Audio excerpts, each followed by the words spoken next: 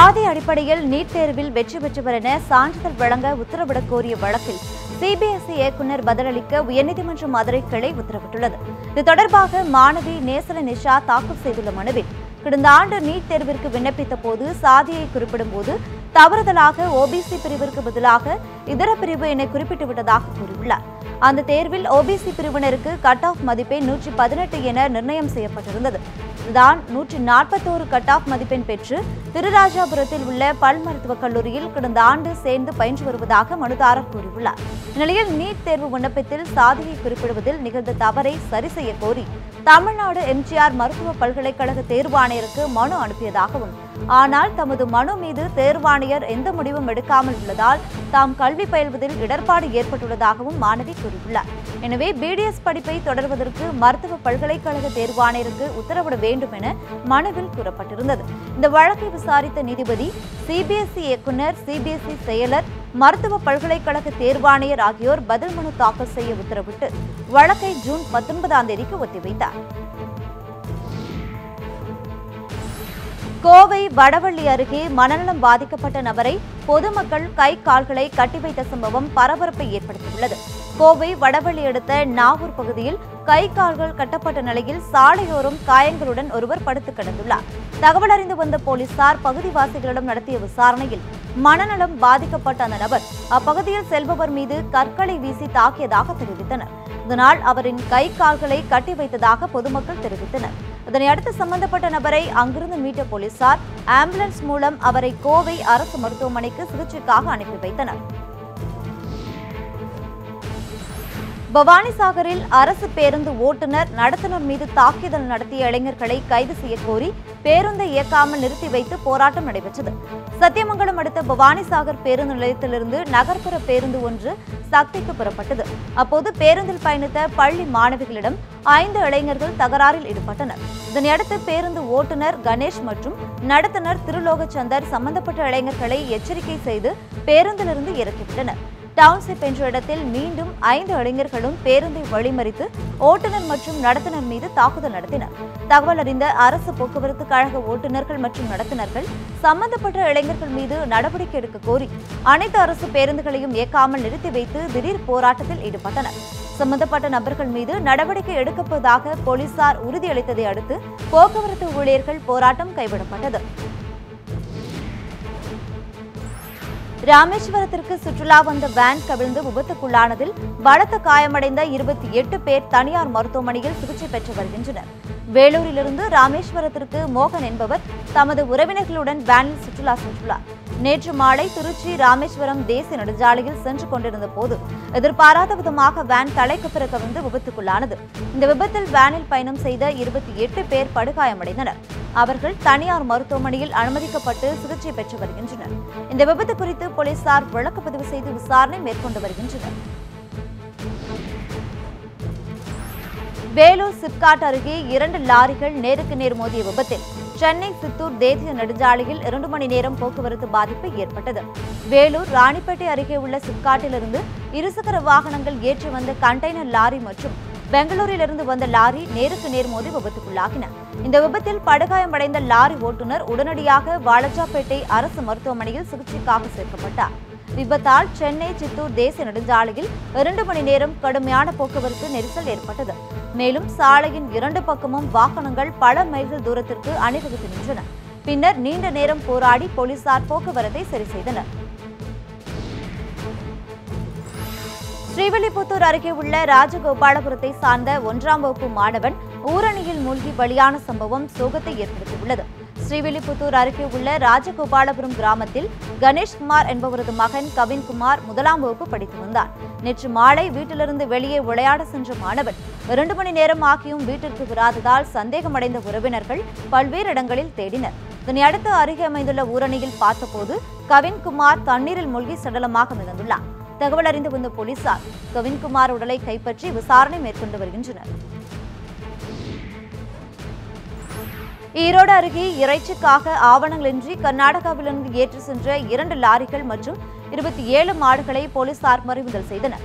ஈரோடு மாவட்டம் நல்லகவுண்டன்பாளையம் கால்நடை சந்தையிலிருந்து கர்நாடக மாநிலம் மைசூருக்கு மாடுகளை ஏற்றிச் சென்ற 2 லாரிகளை சமூக அமைப்பினர் சிறைப்பிடித்தனர். இந்த மாடுகளை இறைச்சிக்காக கொண்டு செல்வதாக கூறி அவர்கள் போராட்டத்தில் ஈடுபட்டனர். இதனையடுத்து 2 லாரிகளையும் கோபி காவல் நிலையத்தில் சமூக அமைப்பினர் ஒப்படைத்தனர். போலீஸ் விசாரணையில் மாடுகளை ஏற்றிச் செல்ல மருத்துவர் சான்றிதழ் மற்றும் ஆவணங்கள் இல்லை என்பது தெரியவந்தது. மேலும் அரசு விதித்துள்ள விதிமுறைகளின்படி மாடுகள் லாரியில் ஏற்றப்படவில்லை என்பதும் கண்டறியப்பட்டது. இதனையடுத்து 2 லாரிகள் மற்றும் 27 மாடுகளையும் போலீசார் பறிமுதல் செய்து கோபி நீதிமன்றத்தில் ஒப்படைத்தனர். பின்னர் நீதிபதியின் உத்தரவின் பேரில் கோவையில் உள்ள கோசாலைக்கு மாடுகள் அனுப்பி வைக்கப்பட்டன. திருச்சி மாவட்டம் மணப்பாறை அருகே விவசாயி வீட்டில் 16 சவரன் தங்க நகைகளை மர்ம நபர்கள் கொள்ளையடித்துச் சென்றனர். மணப்பாறை அருகே உள்ள ஆண்டிகவுண்டன்பட்டியை சார்ந்த விவசாயி பெருமாள் உறவினர் குடும்ப விழாவிற்கு சென்றுள்ளார். இதனை அறிந்த மர்ம நபர்கள் அவரது வீட்டின் பூட்டை உடைத்து 16 சவரன் நகை மற்றும் 35,000 ரூபாய் ரொக்க பணத்தை கொள்ளையடித்துச் சென்றுள்ளனர். தகவல் அறிந்து வந்த போலீசார் கைரேகை நிபுணர்களின் உதவியுடன் தடயங்களை சேகரித்து விசாரணை மேற்கொண்டு வருகின்றனர். நாமக்கல் மாவட்டம் திருச்செங்கோட்டில் வைகாசி விசாக திருவிழாவை முன்னிட்டு அர்த்தநாரீஸ்வரர் கோவில் பெரிய தேரை பல்லாயிரக்கணக்கான பக்தர்கள் வடம் பிடித்து இழுத்தனர். திருச்செங்கோடு அருள்மிகு அர்த்தநாரீஸ்வரர் திருக்கோவில் வைகாசி விசாக தேர் திருவிழா கடந்த 30ஆம் தேதி கொடியேற்றத்துடன் தொடங்கியது. 14 நாட்கள் நடக்கும் இந்த விழாவின் 10வது நாள் நிகழ்ச்சியான திருத்தேர் வடம் பிடிக்கும் நிகழ்ச்சி நேற்று நடைபெற்றது. இதில் பெண்கள், குழந்தைகள் உட்பட பல்லாயிரக்கணக்கான பக்தர்கள் தேரை வடம் பிடித்து இழுத்தனர். அப்போது குழந்தை வரம் வேண்டுவோர், குழந்தை பாக்கியம் பெற்றோர், ராகு, கேது மற்றும் நாகதோஷம் நீங்க வேண்டுதல் செய்தவர்கள் உட்பட பல்வேறு வகையான பக்தர்கள் கலந்து கொண்டு சுவாமி தரிசனம் வழிபட்டனர். சீனாவில் நடைபெறும் உலக கலைத்திறன் ரோலர் ஸ்கேட்டிங் தொடரில் பங்கேற்க உள்ள தேசிய வீரர்களுக்கு சிறப்பு பயிற்சி முகாம் திருச்சியில் நடைபெற்று வருகிறது. உலக அளவிலான கலைத்திறன் ரோலர் ஸ்கேட்டிங் போட்டிகள் சீனாவில் நடைபெறவுள்ளது. ஆகஸ்ட் மாதம் 29ஆம் தேதி முதல் செப்டம்பர் 10ஆம் தேதி வரை நடைபெறவுள்ள இந்த தொடரில் கலந்து கொள்ள இந்தியாவில் 25 வீரர் வீராங்கனைகள் தேர்ந்தெடுக்கப்பட்டுள்ளனர். குஜராத், தெலுங்கானா, ஆந்திரா, தமிழ்நாடு, மகாராஷ்டிரா உள்ளிட்ட 8 மாநிலங்களைச் சேர்ந்த இவர்களுக்கான சிறப்பு பயிற்சி முகாம் திருச்சி தேசிய கல்லூரியில் உள்ள உள் விளையாட்டு அரங்கில் நடைபெறுகிறது. இந்த பயிற்சி முகாம் வரும் 17ஆம் தேதி வரை நடைபெறவுள்ளது. இதில் மாணவர்களுக்கு சத்யநாராயணா, மேகனா, ஜோதிகா தேசாய் என்ற 3 பயிற்சியாளர்கள் பயிற்சி அளிக்கின்றனர். இவர்களோடு இத்தாலியை சேர்ந்த பயிற்சியாளர் மரியா என்பவரும் இந்திய வீரர்களுக்கு சிறப்பு பயிற்சி அளிக்க உள்ளார்.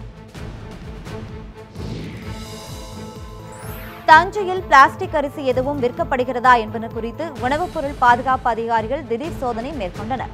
பல்வேறு மாநிலங்களில் பிளாஸ்டிக் அரிசி விற்கப்படுவதாக சமூக வலைதளங்களில் செய்திகள் பரவி வந்தது. இதனையடுத்து தஞ்சை உள்ளிட்ட டெல்டா மாவட்டங்களில் நிலவும் கடும் வறட்சியை பயன்படுத்தி பிளாஸ்டிக் அரிசி விற்பனை செய்ய வாய்ப்புள்ளதால் அதனை தடுக்கும் வகையில் உணவுப் பொருள் பாதுகாப்புத்துறை அதிகாரி மருத்துவர் ரமேஷ் பாபு உள்ளிட்ட அதிகாரிகள் திடீர் சோதனை செய்தனர். கீழவாசல் பகுதிகளில் உள்ள கடைகளில் அரிசிகளை அதிகாரிகள் ஆய்வு மேற்கொண்டனர்.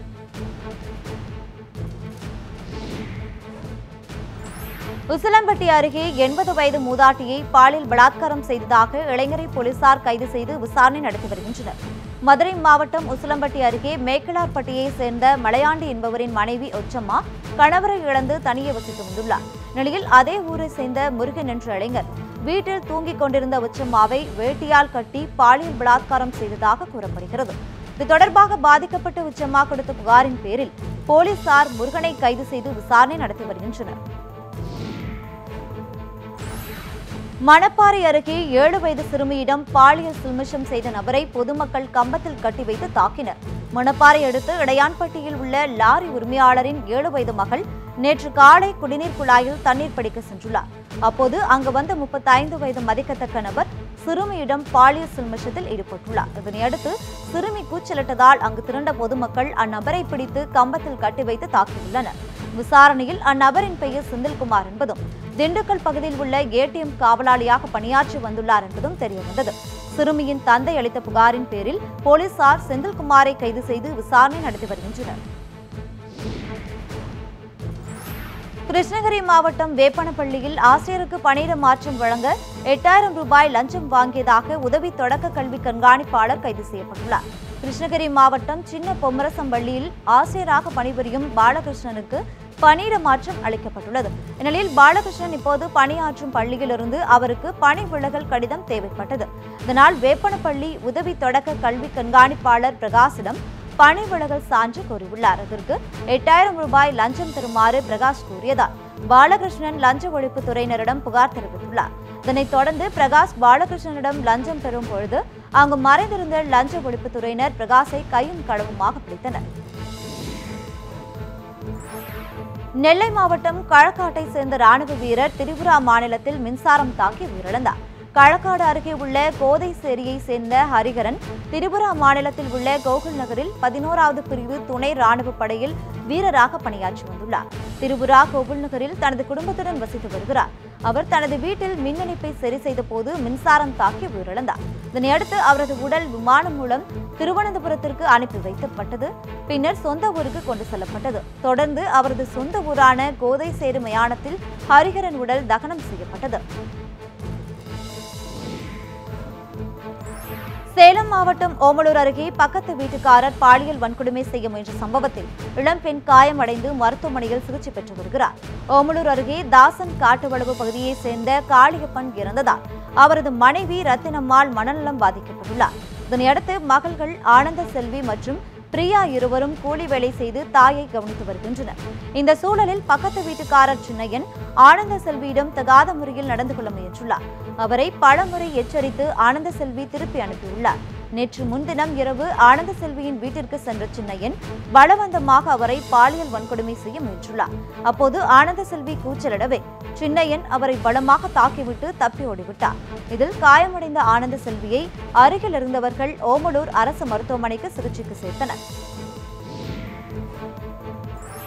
பட்டுக்கோட்டையில் பட்டப்பகலில் பூட்டிய வீட்டின் கதவை உடைத்து 42 சவரன் தங்க நகைகளை மர்ம நபர்கள் கொள்ளையடித்துச் சென்றனர்.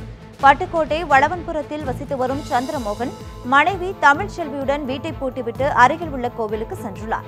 பின்னர் வீடு திரும்பிய போது வீட்டின் பின்புறம் கதவு உடைக்கப்பட்டிருப்பதை பார்த்து அதிர்ச்சி அடைந்தார். வீட்டின் உள்ளே சென்று பார்த்தபோது பீரோ உடைக்கப்பட்டு 42 சவரன் தங்க நகைகளை கொள்ளையர்கள் திருடிச் சென்றது தெரிய வந்தது. புகாரின் பேரில் விரைந்து வந்த போலீசார் மோப்ப நாய் மற்றும் கைரேகை நிபுணர்கள் உதவியுடன் துப்பு துளக்கி வருகின்றனர். விழுப்புரம் அருகே புதுச்சேரியிலிருந்து கடத்தி வரப்பட்ட மது பாட்டில்களை போலீசார் பறிமுதல் செய்தனர். விழுப்புரம் அருகே கெங்கராம்பாளையம் என்ற இடத்தில் வேகமாக வந்த காரை நிறுத்தி போலீசார் சோதனை செய்தனர். அப்போது காரில் 1968 புதுச்சேரி லேபிள் ஒட்டிய மது பாட்டில்கள் இருந்தன. அந்த காரில் இருந்த கோவையை சேர்ந்த 3 பேர் மதுபான கடத்தலில் ஈடுபட்டது தெரிய வந்தது. இதனையடுத்து காரை பறிமுதல் செய்த போலீசார் மூவரையும் கைது செய்து சிறையில் அடைத்தனர். வேலூர் மாவட்டம் ஆற்காட்டில் முதியோர்களுக்கு ஓய்வூதியம் வழங்குவதில் முறைகேடு நடந்திருப்பது கண்டுபிடிக்கப்பட்டுள்ளது.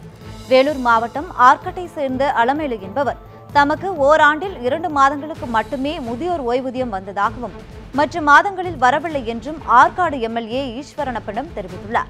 இதனையடுத்து ஈஸ்வரப்பன் பாதிக்கப்பட்ட மூதாட்டியுடன் சென்று ராணிப்பேட்டை கோட்டாட்சியர் ராஜலட்சுமியிடம் புகார் அளித்தார்.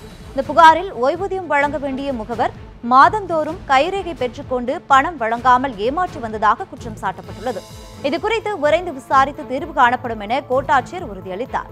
பின்னர் செய்தியாளர்களிடம் பேசிய சட்டமன்ற உறுப்பினர் ஈஸ்வரப்பன் முதியோர் ஓய்வூதியம் வழங்குவதில் முறைகேடு நடைபெற்றுள்ளதாக குற்றம் சாட்டினார்.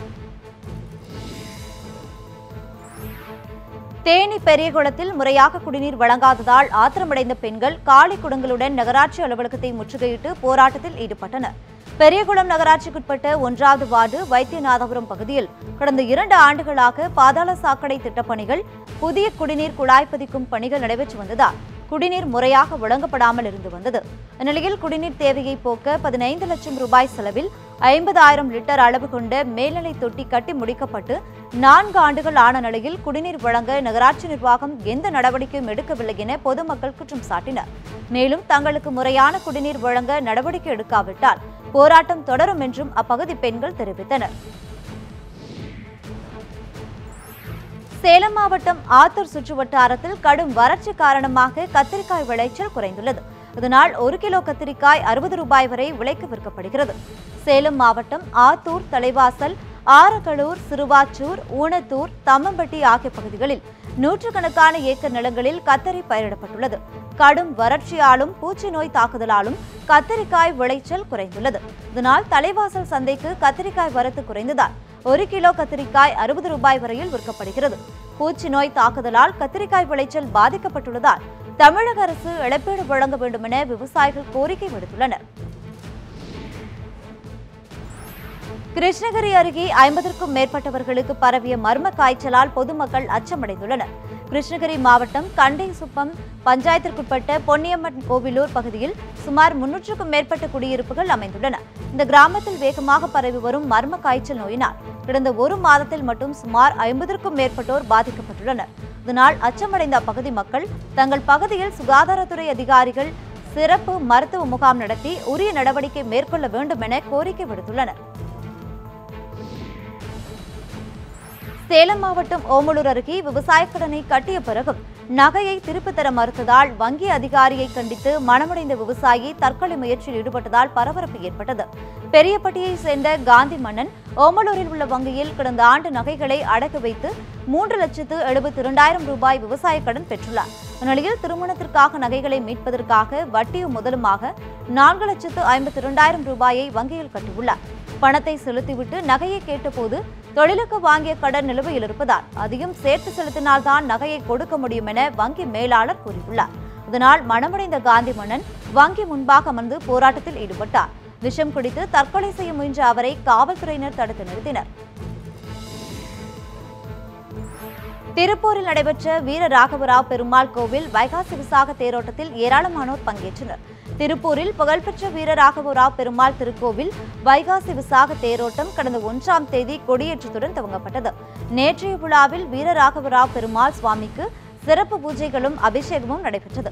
விழாவின் முக்கிய நிகழ்வாக நடைபெற்ற தேரோட்டத்தில் பெண்களின் கோலாட்டம் மற்றும் பக்தி பாடல்கள் இசைக்கப்பட்டன. அப்போது கோவிந்தா என்ற கோஷத்துடன் ஏராளமான பக்தர்கள் தேரை வடம் பிடித்து இழுத்தனர். இந்த விழாவை முன்னிட்டு பலத்த போலீஸ் பாதுகாப்பு போடப்பட்டிருந்தது.